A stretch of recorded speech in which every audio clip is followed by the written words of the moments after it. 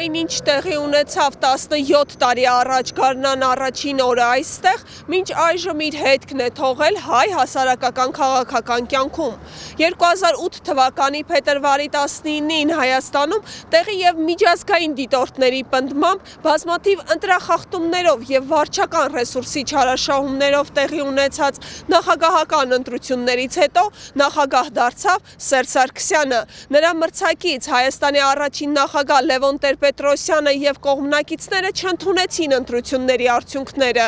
ըստ որոնց Տեր-Պետրոսյանը ստացել էր 21.5% ձայն, իսկ Սերժ Սարգսյանը 52.8%։ Ընտրություններին հաջորդած հանրահավաքներն ու ցույցերն ավարտվեցին մարտի 1-ին, իշխանությունների կողմից բռնի ուժի գործադրմամբ, ինչի հետևանքով զոհվեց 10 անձ, մոտ 300-ը վիրավորվեց։ Մարտի 1-ի արյունալի իրադարձություններից 17 տարի անց որևէ մեկն այդպես էլ չի դատապարտվել 10 քաղաքացիների սպանության համար։ Տարբեր մեղադրանքներով մի քանի տասնյակ անձինք տարիների ընթացքում կանգնեցին դատարանի առաջ, սակայն այսպես ասած մայր գործը գրեթե 2 տասնամյակ է դեռևս նախաքննության փուլում է։ Քննությունը հիմնականում իրականացվում է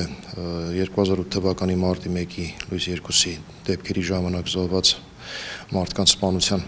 հանգամանքները պարզելու, վարույթին միացված են նաև մի շարք խոշտանգումների եւ լիազորություններն անցնելու, բռնությամբ զուգորդված լիազորություններն անցնելու դեպքերի արդիվ նախաձեռնված քրեական վարույթներ։ Իսկ այս վարույթներով անցնում են նախկին բարձրաստիճան մի շարք պաշտոնյաներ, որոնք այսօր հետախուզման մեջ են։ Նախաքննությունը շարունակվում է Գևորգ Կոստանյանի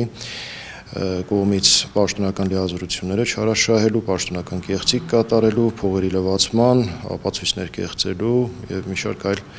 դրվագներով։ Վարույթով մեղադրյալ է ներգրաված ինչպես Գևորգ Կոստանյանը, վերջինիս կինը, Հայաստանի Հանրապետության նախկին պաշտպանության նախարար Միքայել Հարությունյանը, հատուկ քննչական ծառայության նախկին քննիչ թիվ 622-026-08 գործով քննչական խմբի ղեկավար Վահագն Հարությունյանը եւ փորձագետ Արթուր Հովհաննիսյանը։ Գործի բացահայտումը դանդաղում էր, քանի որ ըստ իրավապահ մարմինների ներկայացուցիչների արյունալի իրադարձությունների մասին փաստող գլխավոր ապացույցների մի մասը կեղծվել էին։ Ես հիմա չեմ կարող ասել այդ բոլոր հազարն էլ բանակի զենքերն են եղել, թե ոչ, բայց մենք մեր ապացույցները խոսում են այն մասին, որ առնվազն 1000 պարկուճ փոխվել են, իրեղեն ապացույց հանդիսացող 1000 պարկուճներ փոխարինվել են ներքին զորքերի սպառազինության մեջ գտնվող հրազեններից կրակված պարկուճներով։ Այսօր էլ գլխավոր դատախազությունը շեշտում է, դա կատարվել է արյունալի իրադարձությունների շղթան կոծկելու համար։ Նպատակը եղել է պաշտպանության նախարարության զինված ուժերի հակասահմանադրական ներգրավվածությունը քաղաքական գործընթացներին կոծկելը։ Մասնավորապես այդ հանգամանքը թաքցնելու նպատակով դեպքի վարի զննությունների ժամանակ Երևան քաղաքի կենտրոնական փողոցներից հավաքված շուրջ 1000 պարկուճները, որոնք ներկայացված են եղել փորձաքրեագիտական վարչությանը, փորձաքննություն անցկացնելու համար, քննչական խմբի քննիչների եւ փորձագետի կողմից փոխարինվել են։ Այդ օրերին դեռևս նախագահի պաշտոնը զբաղեցնող Քոչարյանը, ինչպես տարիներ առաջ, այնպես էլ այսօր հերքում է բոլոր մեղադրանքները։ Բայց ասում են կրակել են զինծառայողները։ Սուտ են ասում։ Պարոն Քոչարյան, Աննա, որ սուտ են ասում։ Պարոն Քոչարյան, ինչպես ձեր ընկալումը ոնց այդքան մարդ մահացավ։ Ոնց այդքան մարդ մահացավ, որ սուտ են ասում, ով կրակեց ի վերջո։ Բազմաթիվ տեսահոլովակներ էր նաև պատտվում, ոնց են ցուցարարների մեջից ավտոմատով կրակում դեպի ոստիկանական շարքեր։ Բայց ոչ մեկ ցուցարարներն են։ Չեք տեսել։ Ես կառաջարկեմ այդ տեսահոլովակները թարմացնեք եւ միգուցե ով ցանկություն ունի Բայց պարոն Քոչարյան, հիմա խոսում ենք արդյոք զինծառայողները կրակել են եւ եթե չեն կրակել, ինչու էին փոխվում պարկուճները։ Այդ փաստը, այդ պարկուճների փոխելը ընդհանրապես միֆոլոգիայի ժանրից է։ 2008 թվականի մարտի 1-ին Չերյոմուխայի 7 գազային նռնակից 3 երիտասարդ սպանվեց, որոնցից մեկը 28-ամյա Գոր Քլոյանն էր։ Նրա հայրը Սարգիս Քլոյանը դեռևս նախորդ տարի Ֆակտոր TV-ի հետ զրույցում արյունահեղության հրահանգ տվողների հստակ անուններ էր նշել։ Համար առաջին Ռոբերտ Քոչարյան, Սերժ Սարգսյան,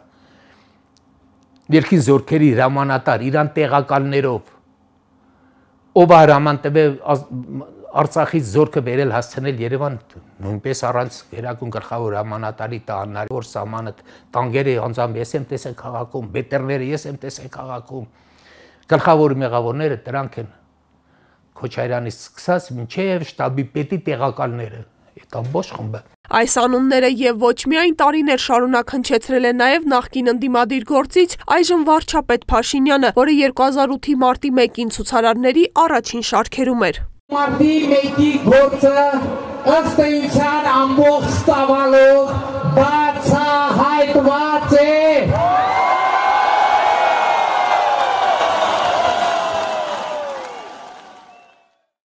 Եթե անունները հայտնի են գործն էլ ըստ Փաշինյանի ամբողջությամբ բացահայտված, ապա ինչու մեղավորները պատժված չեն։ Իհարկե մարտի 1-ը բացահայտված է, բայց մեղավորները դեռևս պատժված չեն։ Դե ամենատարբեր պատճառներով, այդ թվում ձեզ հայտնի իրավական մի շարք որոշումներով, բայց նաև ձեզ ասեմ, որ այն, որ միջև հիմա մարտի 1-ի մարդասպանները հայտնաբերված չեն, դա չի նշանակում, որ այդպես չի լինի։ Ընդհանրապես լինում են այդպիսի դեպքեր, մանավանդ գիտեք ամենամեծ խնդիրը հետևյալն է, կամ մեծ խնդիրներից մեկը, որ նաև քրեական գործի վարույթներով հիմնավորվել ապացուցվել է, որ նախաքննությունը 2008 թվականի մարտի 1-ից անմիջապես հետո ոչ միայն ամբողջ ջանքերը չի գործադրել, որպեսզի տեղի ունեցած հանցագործությունը բացահայտվի, այլև բոլոր հնարավոր ջանքերը գործադրվել են, որպեսզի բացահայտումը կամ դժվար լինի կամ անհնար դառնա։ Փաշինյանի նշած հայտնի իրավական որոշումներից գլխավորը 2021 թվականի մարտի 26-ին Սահմանադրական դատարանի կողմից հակասահմանադրական ճանաչված 300.1 հոդվածն է, որը պատիժ է սահմանում սահմանադրական կարգի տապալման համար։ Այդ ժամանակ ամբաստանյալի աթոռին հայտնված Հայաստանի Հանրապետության երկրորդ նախագահ Ռոբերտ Քոչարյանի, 2008 թվականին պաշտպանության փոխնախարար Յուրի Խաչատուրովի, զինված ուժերի գլխավոր շտաբի պետ Սեյրան Օհանյանի եւ Հայաստանի Հանրապետության նախկին փոխվարչապետ Արմեն Գևորգյանի նկատմամբ քրեական հետապնդումը դադարեցվեց, սակայն 3 տարի անց 2024 թվականի սեպտեմբերին գործը վերաբացվեց, իսկ բարձրաստիճան նախկին պաշտոնյաներին առաջադրված մեղադրանքները վերավորակվեցին, պաշտոնյական լիազորություններն անցնել, որը անզգուշությամբ առաջացրել է ծանր հետևանքներ հոդվածների հատկանիշներով։ Սակայն այստեղ էլ կարծես թե վտանգ կա վաղեմության ժամկետն անցած լինելու հիմքով գործի կարճման։ Նշված արարքը նախորդ քրեական օրենսգրքի համաձայն դասվում էր ծանր հանցագործությունների շարքին, որի համար քրեական պատասխանատվության վաղեմության ժամկետը 15 տարի էր։ Հետևաբար այդ արարքի համար քրեական պատասխանատվության վաղեմության ժամկետը լրացել է 2023 թվականին։ Ինչ վերաբերում է հեռանկարներին, ապա վաղեմության ժամկետի լրանալը ինքնին քրեական վարույթը բացառող հանգամանք չէ քրեական դատավարության օրենսգրքի համաձայն, եթե դրա դեմ առարկում է մեղադրյալն այն հիմքով, որ չի կատարել իրեն մեղսագրվող արարքը։ Այսինքն, այս պահի դրությամբ մենք չունենք որևէ միջնորդություն մեղադրյալներից։ Լևոն Տեր-Պետրոսյանի ղեկավարած Հայ ազգային կոնգրեսի ներկայացուցիչն ասում է, մեծ ակնկալիքներ չունեն։ Շատ անորոշ վիճակ, իրավական առումով բազմաթիվ փակուղիներ կան, իսկ իմ խորին համոզմամբ մեր իշխանությունը, Հայաստանում ձևավորված իշխանությունը քաղաքական կամք եւ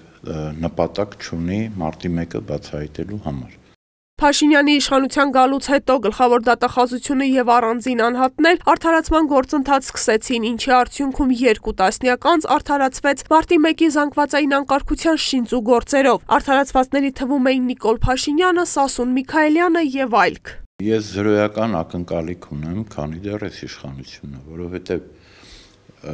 մարտի 1-ի բացահայտման, այդ իրավական գործընթացի այդ շատ կարեւոր է։ Թիվ 1 քայլը պիտի լինի արդարացումները, որովհետև Ռոբերտ Քոչարյանին չես կարող դատել, որով քանի դեռ 225 զանգվածային անկարգություն կազմակերպելու հոդվածով մի հոգի կա դատված։ Այդ վճիռը, ուրեմն ապօրինի վճիռը օրինական ուժի մեջ է մտած։ Ի վերջո քաղաքական կամքի բացակայություն թե իրավական գործընթացի տապալում, որն է 17 տարիների ընթացքում մարտի 1-ի չբացահայտման գլխավոր պատճառը, եթե հաշվի առնենք, որ գործը վերաբացվեց 2018 թվականին, մինչ այդ մարտի 1-ի գործով դատապարտված Նիկոլ Փաշինյանի իշխանության գալուց հետո։ Այս ամեն ինչը իր մեջ ունի քաղաքական կոմպոնենտ եւ այսօր այո մարտի 1-ի չբացահայտվելը այս իշխանություններին, գործող իշխանություններին ձեռնտու է։ Թե ովքեր են մեղավոր 10 քաղաքացիների զոհվելու, ավելի քան 300-ի վիրավորվելու, տարիներ առաջ մի քանի 100-ի հասնող անձանց անօրինական դատապարտվելու համար հարցի պատասխանը 17 տարի է չկա։ Փոխարենը չեն դադարում նախկին եւ ներկա բարձրաստիճան պաշտոնյաների փոխադարձ մեղադրանքները։ Իսկ երբ իրական եւ արդար դատավճիռներ կտեսնեն 10 որդեգորույս ընտանիքները, նրանք այժմ իրենց փոփանքը կարող են գտնել միայն արյունալի իրադարձությունների վայրում 2023 թվականին տեղադրված այս հուշարձանի մոտ։